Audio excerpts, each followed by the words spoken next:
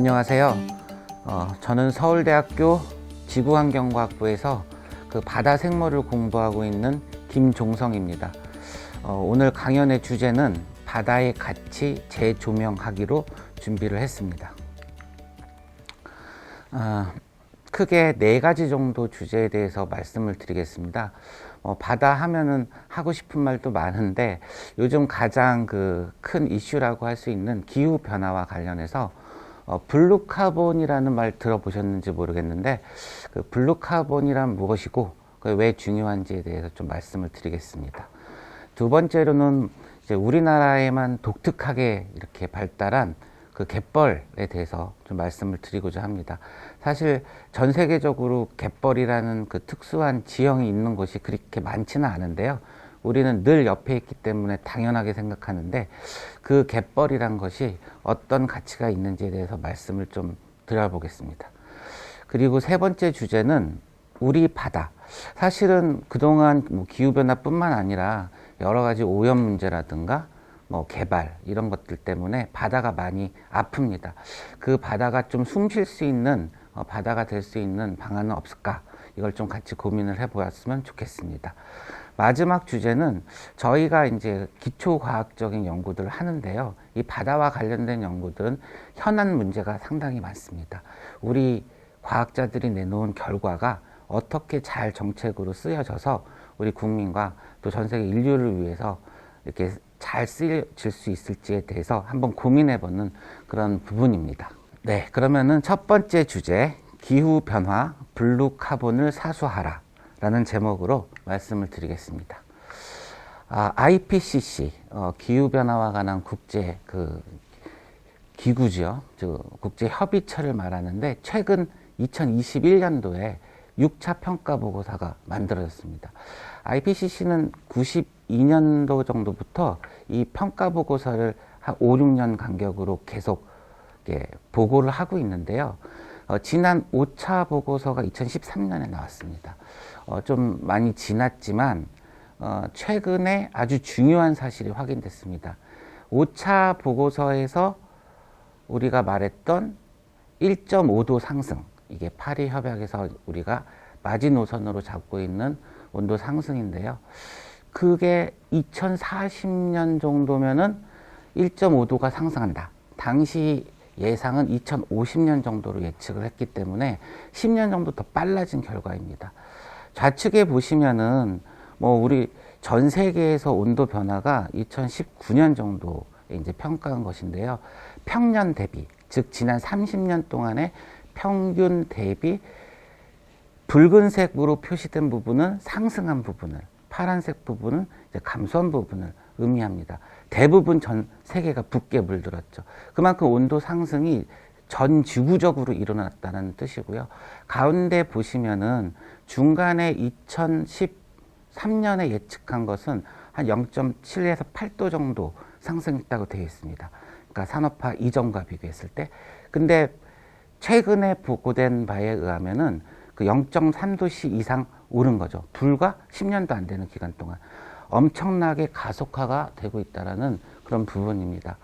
2100년도에는 그린란드 빙하가 이미 다 사라지고 아마존 우림지대라든가 산호초 군락도 사라진다고 합니다.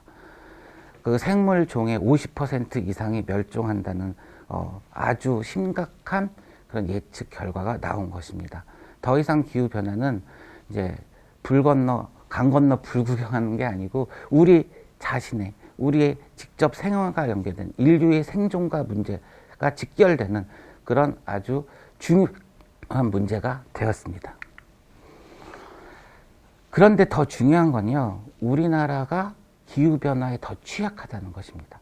전 세계적으로 봤을 때 지난 50년간 표층 수온은 약 0.5도 정도 올랐는데요. 우리나라 한반도 해역 주변은 1.12도가 올랐다고 합니다.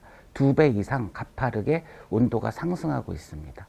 잘 아시겠지만 아열대 지방에서만 이제 많이 잡히던 참다랑어, 참치 이런 것들이 이제 우리 남해안에서 많이 잡히고 양식도 하고 있습니다. 한류성 어류라고 알려진 명태, 도루묵 이런 것들은 자취를 감췄죠. 반면에 이제 난류성 어종들이 북상을 하면서 뭐 오징어 풍년이라고 뭐 멸치도 잘 잡히고 그렇습니다. 많은 것들이 이 바다 생태계를 바꾸고 있는 것이죠. 우측에 보시면 2100년도에 지금과 같이 우리가 온도를 상승을 억제하지 못한다면 인천 지역의 절반가량이 침수한다라는 예측 결과도 있습니다. 사람이 살 수 없게 되는 것이죠. 아주 심각한 문제라고 할 수 있습니다. 그렇다면은 다른 측면에서 기후온난화가 가져온 어떤 영향? 이런 것들을 또 고려해 볼 수 있겠는데요. 온난화는 우리나라에 자라는 식물 생태계에도 큰 영향을 주고 있습니다. 좌측에 보시면 온난화로 바뀐 작물 지도라고 해서 저희가 좀 그려봤는데요. 뭐 제주에서만 우리가 키우던 감귤이 최근 인천의 농장에서 성공적으로 재배가 됐다거나, 뭐 사과 그러면 뭐 대구 그렇게 생각했는데 이제는 강원도의 사과가 최상품으로 인기가 많습니다. 모든 작물들이 다 이제 북쪽으로 올라와서 우리들이 이제 뭐 긍정적인 측면도 있고 또 부정적인 측면도 있습니다. 뭐 과거에 패션 프루트, 뭐 파인애플 이런 것들은 뭐 수입에 의존했지만 지금 우리나라에서도 키우고 있습니다. 한편 우측을 보시면은 저희들이 좀 연구를 하는 부분인데요. 그 맹그로브라고 아열대나 열대지방에 서식하는 아주 큰 나무 있지 않습니까? 이 북방 한계선을 나타내고 있습니다. 여기 보시면은 파란색 점선이 이 맹그로브가 살아갈 수 있는 북방 한계선이라 보시면 되는데요. 우리나라에 아직 맹그로브가 직접 서식하거나 뭐 자라지는 않지만 그 선상으로 보면은 목포 아래쪽, 제주도 다 포함하고 있습니다. 언젠가는 우리나라에도 맹그로브가 들어와서 잘 자라나는 맹그로브를 보러 갈 수 있는 그런 환경이 될 수도 있겠죠. 이런 맹그로브는 우리 입장에서 보면은 외래 식물이기 때문에 또 이 외래 식물이 유입되면은 기존의 생태계에 영향을 줄 수 있다는 측면에서 또 매우 중요한 문제가 될 수 있습니다. 사실상 지난 10년간 저희 우리나라 주변 해역에서는 더 극심한 기후 재앙이 가시화되고 있습니다. 가장 큰 피해 중에 하나는 바로 동해안에서 지금 일어나고 있는 연안 침식 문제입니다. 지난 5년간 축구장만한 너비로 봤을 때 132개에 해당하는 면적의 해변이 사라졌다고 합니다. 여기 가운데 보시면 뭐 이안제라든가 호안, 뭐 방풍림 이런 것들이 있는데요. 우리가 어떤 바다를 좀 이렇게 잘 보호하려고 또 어떤 재앙을 막기 위해서, 연안 침식을 막기 위해서 설치한 인공 구조물인데요. 오히려 이런 것들이 장기간 지나게 되면은 또 연안 침식을 가속화할 수 있는 측면이 있습니다. 결국은 자연적인 어떤 변화나 인위적인 것들이 복합적으로 작용해서 여러 가지 안 좋은 일들이 바다에서 계속 벌어지고 있어서 이런 것들은 심각한 문제로 지적이 되고 있습니다. 자, 그러면 우리에게 선택은 무엇이 남았을까요? 바로 이산화탄소. 기후변화의 주범이라고 하는 온실가스의 대표적인 이산화탄소를 줄이는 일입니다. 자, 탄소 중립이라는 말씀 여러 번 이제 들어보셨을 텐데요. 배출되는 양과 흡수되는 양을 같게 해서 더 이상 순 배출량이 발생하지 않도록 하는, 즉 넷 제로 상태를 만드는 것을 탄소 중립이라고 하죠. 방법은 간단합니다. 이론적으로는 배출을 줄이고 흡수를 늘리면 됩니다. 그렇지만 실제 그렇게 되기 위해서는 정말 많은 부분들이 고려돼야 되고 어려움이 많을 것으로 생각이 됩니다. 자, NDC라고 해서 우리 국가별로 각 국가가 온실가스 감축 목표를 정하는 부분이 있습니다. 우리나라는 뭐 한 1년 전까지만 해도 NDC 뭐 한 24% 정도 상향한다고 중기 목표를 잡았습니다. 2030년까지 지금 현재 대비해서 한 20몇 % 줄이자. 좀 소극적인 자세를 취해왔죠. 근데 작년에 캅26에서 우리나라 정부는 40%로 상향한다고 이제 새롭게 도전적인 목표를 제시하게 됩니다. 2050년까지는 NDC를 100%로 만들어서 탄소 중립을 이루는 것이 목표죠. 갈 길이 멉니다.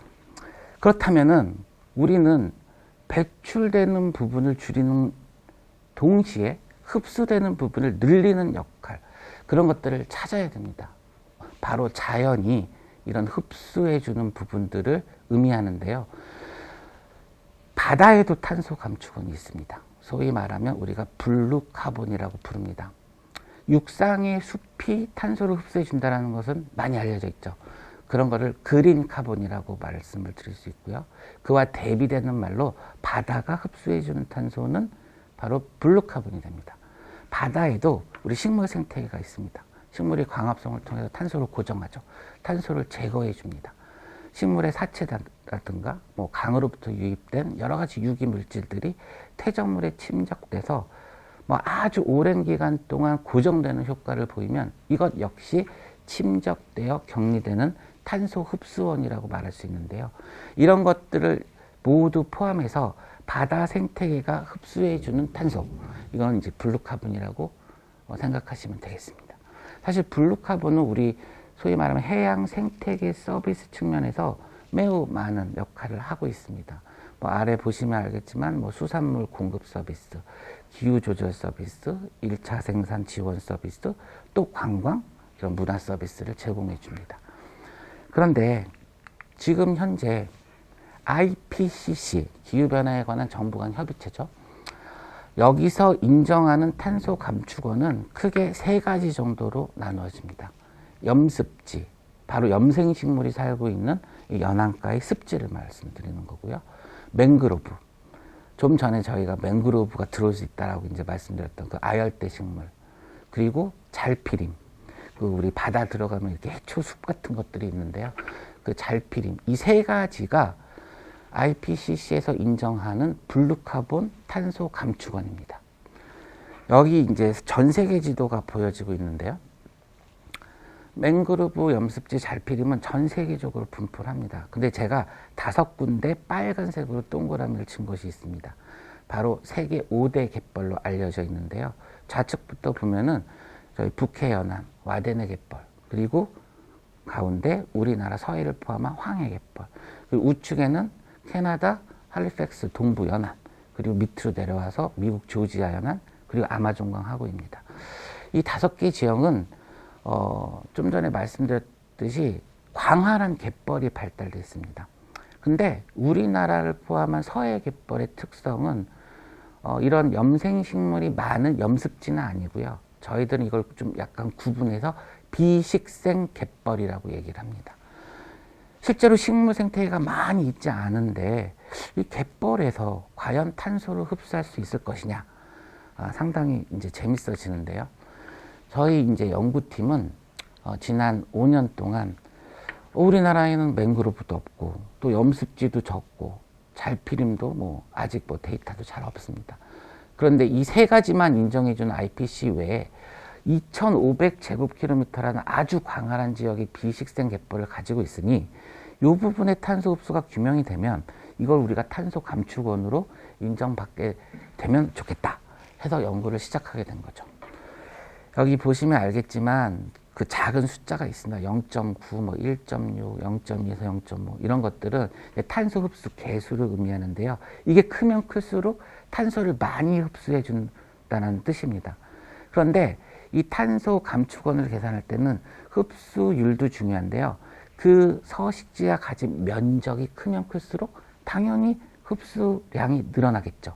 그렇기 때문에 우리는 면적이 좁은 염습지나 잘피림보다는 상대적으로 면적이 100배 이상 되는 이 비식생 갯벌에 대한 탄소 흡수 능력을 파헤쳐야 된다, 이렇게 주장을 할 수 있겠죠.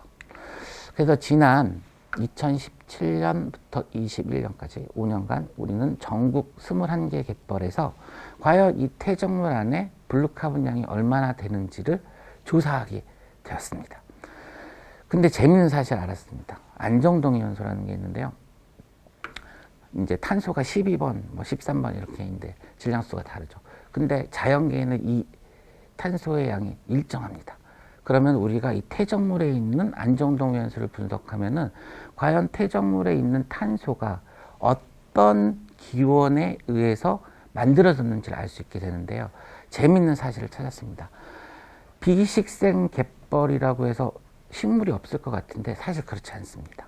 갯벌에는 저서 미세조류라는 아주 작은 단세포 1차 생산을 하는 미세 생물이 있다는 거죠. 이 저서 미세조류가 강합성을 해서 탄소를 고정하고 그 고정된 탄소가 또 침적돼서 반영구적으로 탄소를 격리해주는 이런 부분이 바로 갯벌의 탄소 흡수력을 증진하고 있다는 것을 찾아낸 것입니다. 다음에 보시는 이제 이 최근의 논문 결과인데요. 우리나라 갯벌이 약 2,500제곱킬로미터 됩니다. 서해에 2,100제곱킬로미터, 남해에 약 400제곱킬로미터의 갯벌이 발달해 있는데요. 총 4,600만 톤의 이산화탄소를 저장하고 있고 연간 약 26만 톤의 이산화탄소를 흡수하고 있다는 사실을 밝힌 것입니다.